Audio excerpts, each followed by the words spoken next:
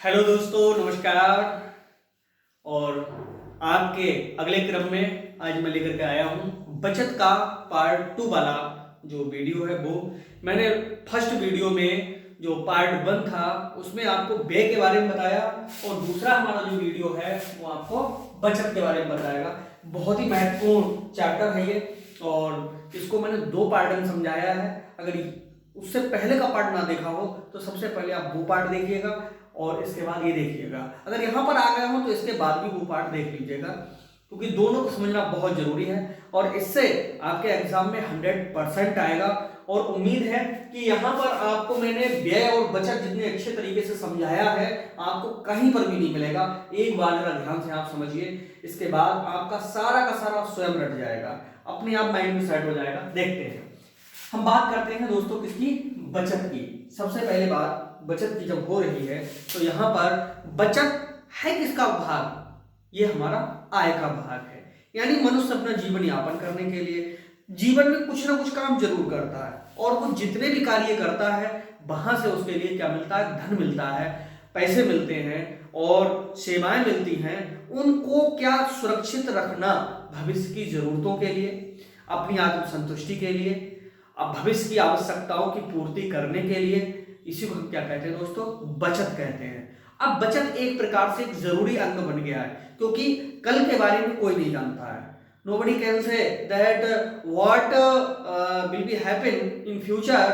सो हम ये पहले से ही डिसाइड करके चलते हैं कि फ्यूचर में अगर कोई घटना ऐसी घटित हो जाए, कोई समस्या अगर आ जाए, तो उसको आसानी से निपटने के लिए हमें धन की जरूरत पड़ सकती है।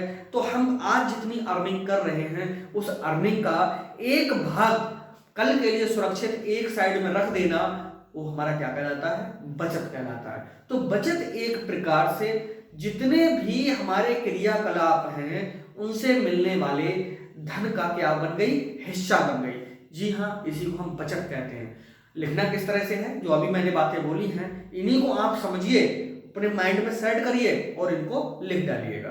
ठीक है, देखिए बचत को दूसरी तरह से भी बताया जा सकता है कि जब कोई व्यक्ति अपने जीवन यापन करने के लिए कोई ना कोई क्रियाकलाप जरूर करता है और वो जितने भी कार्य करता है उनसे उसे धन मिलता है। उस धन को क्या करता है कि अपनी आवश्यकताओं की पूर्ति के लिए तो खर्च करता ही करता है, लेकिन उस धन का एक हिस्सा ऐसे स्थान पर जमा कर देना जहां से वो धन सुरक्षित भी रहे और उसमें वृद्धि भी हो। सुरक्षा और वृद्धि दोनों के उद्देश्य से लगाया गया धन हमारा क्या कहलाता है दोस्तों, बचत कहलाता है। और ये बचत वाला पैसा जमीन में गाड़ के नहीं रखा जाता है। उसको हम नहीं कहेंगे कि ये जमीन में हमने गाड़ के रख दिया वो हमारी बचत हो गई। बचत का मतलब ये होगा कि उस पैसे को हम कहीं पर डाकखाने में जमा कर दें, बैंक में एफडी करा दें, कोई बिजनेस कर रहा है वो पैसा हम वहां पर लगा दें, अपने उस पैसे का इस्तेमाल किसी चीज को खरीद करके रख दें जिससे वो भविष्य में महंगी हो, तुरंत हम बेच दें। जैसे गोल्ड को लोग परचेज करके रख लेते हैं, जरूरत पड़ने को उसे सेल कर देते हैं। तो ये सारी चीजें उसकी क्या कहलाती हैं, बचत कहलाती है। उम्मीद है दोस्तों बचत के लिए समझ गए होंगे, क्योंकि ये सिंपल से शब्द हैं जिनके बारे में हमने पहले सुना तो बहुत कुछ है, लेकिन लिखने का जब नंबर आता है तो ये समझ नहीं आता तो लिखें तो लिखे क्या। ऐसे ही मैंने बहुत ज्यादा एक प्रश्न का आंसर में नहीं बच्चे दे पाते हैं कि what is the difference between the value and price, मूल्य और कीमत में क्या अंतर है। जैसे आपने सुना होगा कि मूल्य होता है, कीमत भी होती है, तो मूल्य और कीमत में अंतर करना ये थोड़ा सा कठिन हो जाता है, जबकि हम आप डेली इन शब्दों का प्रयोग करते हैं। तो यहाँ पर कॉमर्स में इन चीजों को बारीकी से हम समझते हैं क्योंकि हम इसकी पढ़ाई कर रहे हैं। बाकी साइंस वाले हैं और अदर सब्जेक्ट वाले हैं वो नहीं समझ पाएंगे। तो ये छोटी छोटी बातें आपको आनी चाहिए दोस्तों। कॉमर्स के स्टूडेंट को अगर ये सारी चीजें छोटी छोटी आती है देन वो परफेक्ट बन सकता है और अपनी सेवाओं को कहीं पर भी बड़ी सक्रियता के साथ में दे सकता है। तो बचत को अभी हमने समझा कि हमारी आय का वह हिस्सा जो सुरक्षित कहीं पर लगा हुआ है उसे हम क्या कहते हैं, बचत कहते हैं। अब यहाँ पर बचत के अर्थ के बाद परिभाषा देखिए, व्यय एवं बचत दो में से 100% या तो दोनों चीजें पूछी जाएगी। अंतर तो मुझे लग रहा है कि पूछा जाएगा इस बार। दोनों का अर्थ, दोनों की डेफिनेशन एक एक लाइन में मैंने यहाँ पर लिख दी है। अब यहाँ पर बचत की परिभाषा डॉक्टर बसु ने दी है, बहुत ही सिंपल सी परिभाषा है, सरल भी है कि उत्पादन कार्यों के लिए धन का पूंजी में परिवर्तन करना क्या कहलाता है? बचत कहलाता है। भैया उत्पादन कार्यों के लिए धन का पूंजी में परिवर्तन करना क्या कहलाता है? बचत कहलाता है। उत्पादन कार्य कैसे करते हैं? उत्पादन कार्य वो उसके लिए कहते हैं जहां से कोई ना कोई वस्तु क्या है, प्रोडक्शन हो रहा है, ठीक है, माल तैयार हो रहा है। जब माल तैयार हो रहा है तो उनमें रॉ मटेरियल भी लग रहा है, मशीनें भी लग रही, जो व्यक्ति बना रहे हैं उनके लिए भी वेतन सैलरी इत्यादि दी जा रही। ये सब किसमें पेमेंट हो रहा है? कैश में ही तो पेमेंट हो रहा है, रुपए पैसे में तो लेन देन हो रहा है। अब इन रुपए पैसे में मालिक का पैसा लगा हुआ है या आपने थोड़ा थोड़ा पैसा जो बैंक में जमा किया था, डाकखाने में जमा किया था या किसी और जगह लगाया था, वो पैसा है, ये तो नहीं पता। लेकिन एक बात तो निश्चित है कि कोई भी उत्पादन हो रहा है, उस उत्पादन में धन का पूंजी में परिवर्तन करना ही क्या कहलाता है? बचत कहलाता है। जैसे आपके पास में 1,000 रुपए थे, तो सारे के सारे सिर्फ 1,000 रुपए हैं, लेकिन वो आपने जैसे बैंक में जमा कर दिए, बैंक के पास में कई करोड़ों से इकट्ठे हो गए, बैंक ने उठाया, एक दो धंधे वाले को लोन के रूप में दे दिया। जो आपका पैसा था वो अब क्या बन गया? पूंजी बन गया, क्योंकि व्यापार में लगा हुआ धन दोस्तों क्या कहलाता है? पूंजी कहलाता है। ये डेफिनेशन आप रट लीजिएगा, 10-20 डेफिनेशन मत तैयार कीजिएगा, एक दो। मैं हर वीडियो में ये चीज बोल रहा हूँ क्योंकि मैंने देखा कि बच्चे 4-4, 5-5 तैयार करते हैं, लिखने का नंबर आता है तो लिख एक भी नहीं पाते हैं सही से, इसलिए सिर्फ 1 या 2 आप तैयार कीजिएगा और उन्हीं के आधार पर आप फिर लिख दीजिएगा। 1 सेकेंड।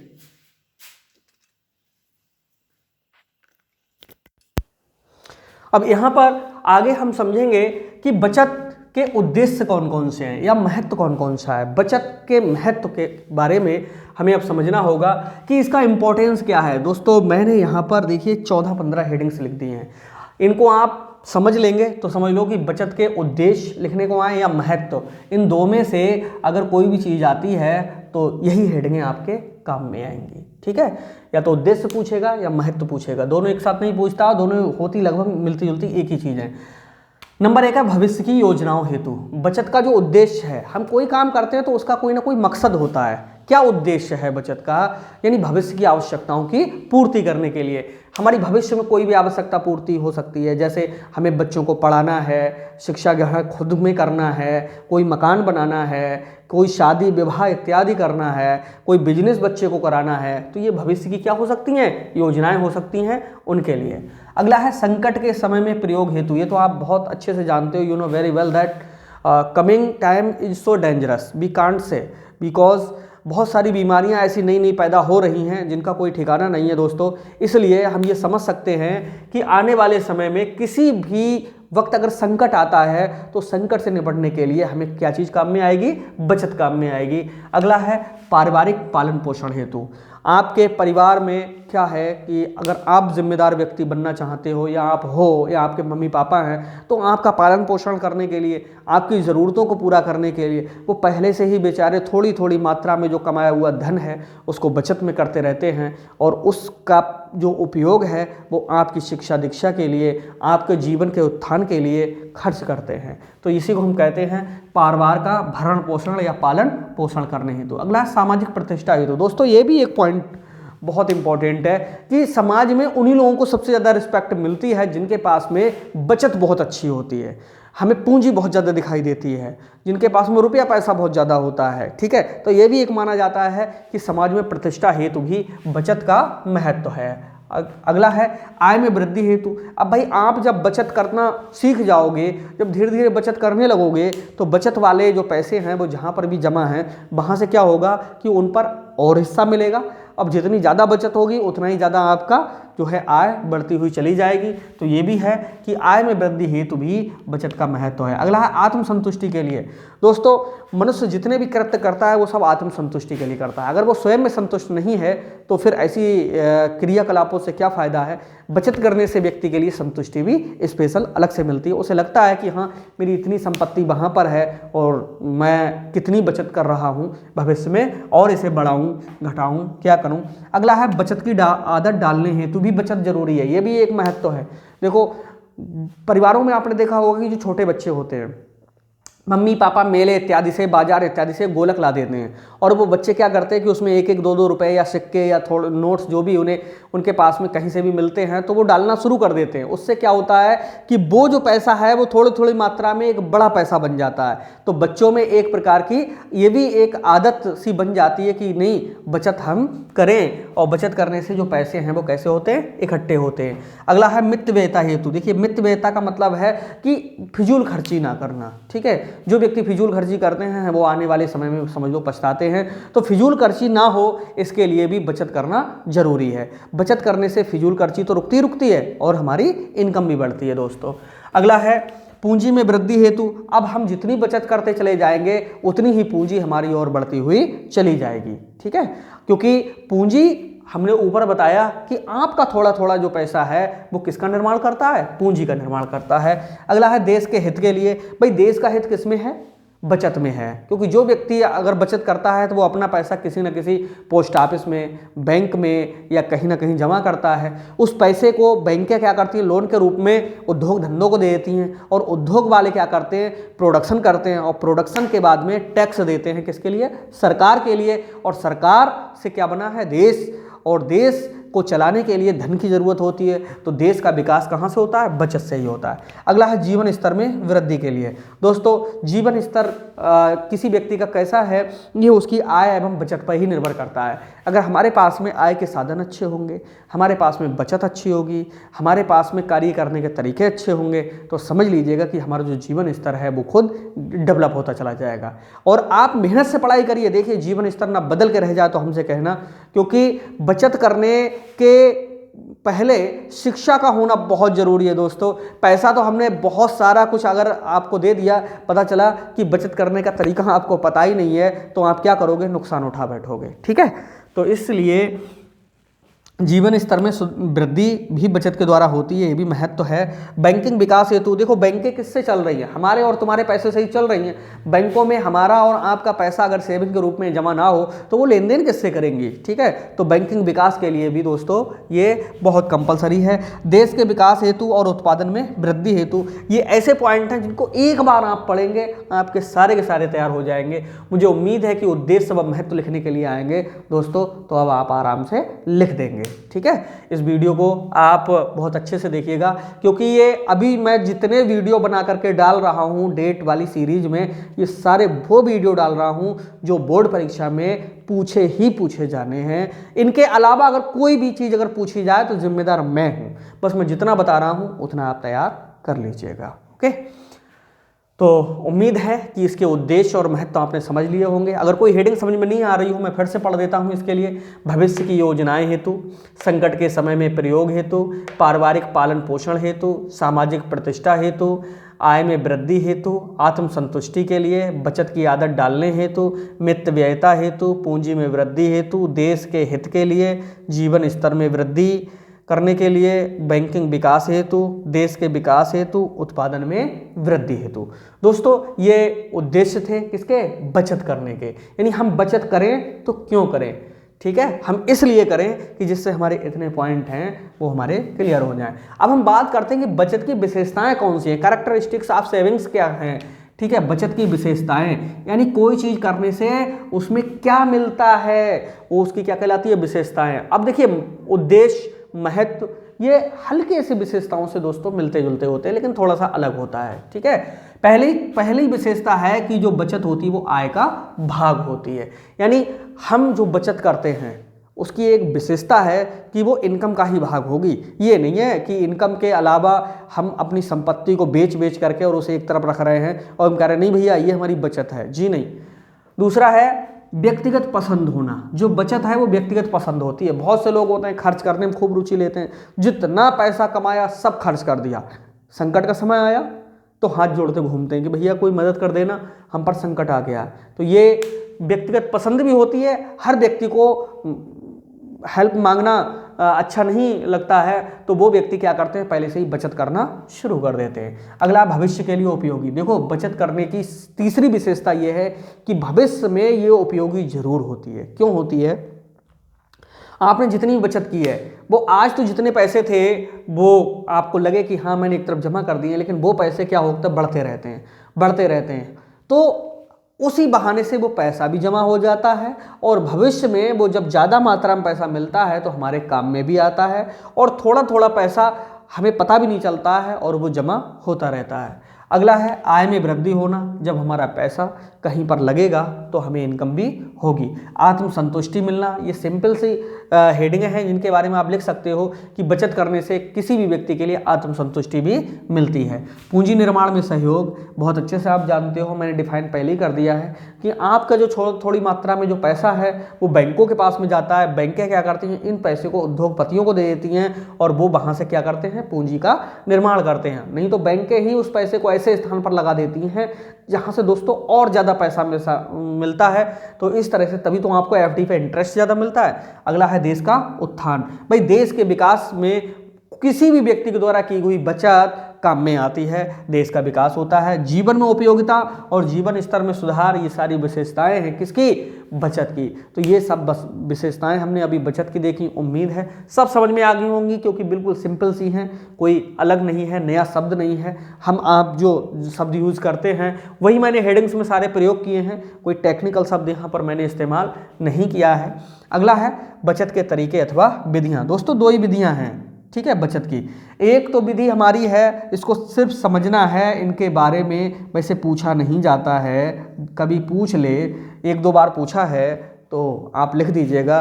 देखो दो तरीके हैं। आय का एक निश्चित भाग बचत में लगाना।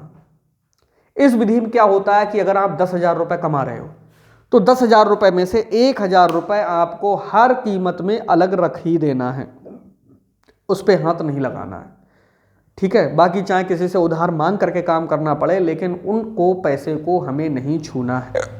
तो ये हमारे कहलाते हैं आय का एक निश्चित भाग किस में लगाना, बचत में लगाना। दूसरा है व्यय के बाद शेष बचा धन बचत में लगाना। पहला तो ये था कि भैया जितनी इनकम है उसमें से खर्च बाद में करेंगे, पहले एक हिस्सा हटा देंगे बचत के लिए। दूसरा तरीका है पहले खर्च करेंगे, फिर जितना पैसा बचेगा वो सारा का सारा हम कहाँ, बचत में लगा देंगे। तो दो तरीके हैं, बहुत सिंपल हैं, आप समझ गए होंगे, you know very well, easy language में है ये, ठीक है, समझ गए होंगे। आगे हम देखते हैं, ये बहुत पूछा जाता है दोस्तों, व्यय और बचत में अंतर, ठीक है। अंतर को कैसे समझेंगे, पहले तो देखिए इनके अंतर का आधार मैंने यहाँ पर लिख दिया है और दोनों अगर आधार समझ में आ गए तो उनके बारे में आप लिख देंगे। मैंने यहाँ पर ये, मेरे पास जगह कम थी, ये कॉलम बड़ा बनाया, ये छोटे छोटे बनाए, लेकिन आप क्या करेंगे, आप इनको बड़ा बनाएंगे और इसको छोटा बनाएंगे। सबसे पहली बात हम करते हैं किसकी, अंतर के कारणों में अर्थ की, ठीक है। पहला अंतर के कारण या आधार क्या है, फिर व्यय और बचत दोनों कॉलम में उन बातों को लिखते हुए चले जाएंगे। देखिए सबसे पहले अर्थ, व्यय किसे कहते हैं, कोई व्यक्ति जितनी भी इनकम करता है उस इनकम में से अपनी आवश्यकताओं की पूर्ति के लिए जितना धन खर्च करता है वो हमारा क्या कहलाता है, व्यय कहलाता है। और जितना धन खर्च करने के बाद में बच जाता है उसे भविष्य के लिए लगाता है, इसे हम क्या कहते हैं, बचत कहते हैं। दोनों का अर्थ लिख गया, एक अंतर हो गया कि अर्थ का अंतर। दूसरा उद्देश्य, उद्देश्य क्या होता है, व्यय का उद्देश्य होता है हम आज की अपनी आवश्यकताओं की पूर्ति करें, ठीक है। हमें खाना खाना है, अभी व्यय करना पड़ेगा। हमारे लिए अगर कपड़े परचेज करना है, अभी व्यय करना पड़ेगा। पता चला कि हमें आज से 10 साल बाद अपने बच्चे को अच्छी शिक्षा दिलानी है तो हमें क्या करनी होगी, बचत करनी होगी। तो जो व्यय होता है तुरंत की आवश्यकता की पूर्ति के लिए होता है दोस्तों, और जो बचत होती है वो भविष्य की आवश्यकताओं की पूर्ति के लिए होता है। तरीके देखिए, व्यय करने के अनेक तरीके होते हैं, जैसे व्यक्तिगत और सामाजिक, ठीक है। और बचत करने का जो सिर्फ एक ही तरीका है और वो है कि अपनी इनकम का जो भी हिस्सा हम बचा सकें उसको कहीं पर विनियोग में कर दें, ठीक है। अगला है आवश्यकताओं की पूर्ति, इसमें तुरंत पूर्ति होती है और इसमें तुरंत पूर्ति नहीं होती है, ठीक है। अगला है धन का उपयोग, धन का उपयोग यहाँ पर करने पर हमारे पास से जाता है और यहाँ पर जमा होता चला जाता है। आय पर प्रभाव, व्यय करने से आय कम होती है और यहाँ पर आय क्या होती है, बढ़ती है, ठीक है।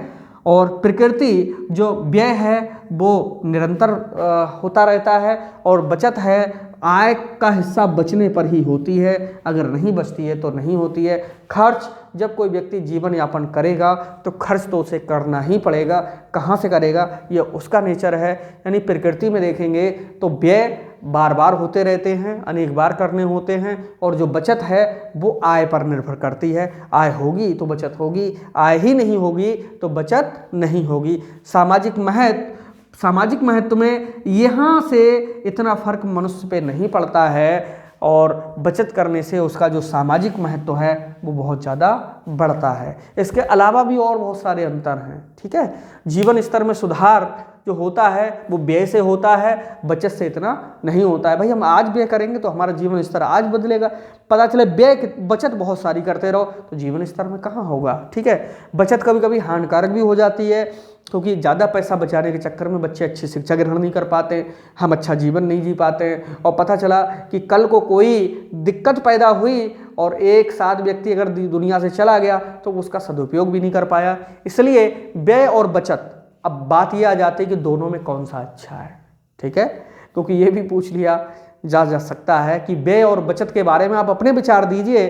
तो दोस्तों, ज़्यादा खर्च करना भी हानिकारक है और ज़्यादा बचत करना भी अच्छा नहीं है, ओके। क्योंकि ज़्यादा बचत करने से हानि तो नहीं होती है, लेकिन पता चले कि हमारे परिवार में समस्याएं आएँ, हम अपने बच्चों को सही से शिक्षा ना दे पाएँ, हम अपने जीवन की जो भी क्रियाकलाप हैं उनको सही से नहीं कर पाएँ, ऐसी बचत से क्या फ़ायदा है। इसलिए ना ज़्यादा व्यय करना चाहिए और ना बहुत ज़्यादा बचत पे बल देना चाहिए। दोनों का आय के आधार पर बंटवारा कर लेना चाहिए और उसी के आधार पर ये दोनों चीज़ें करनी चाहिए।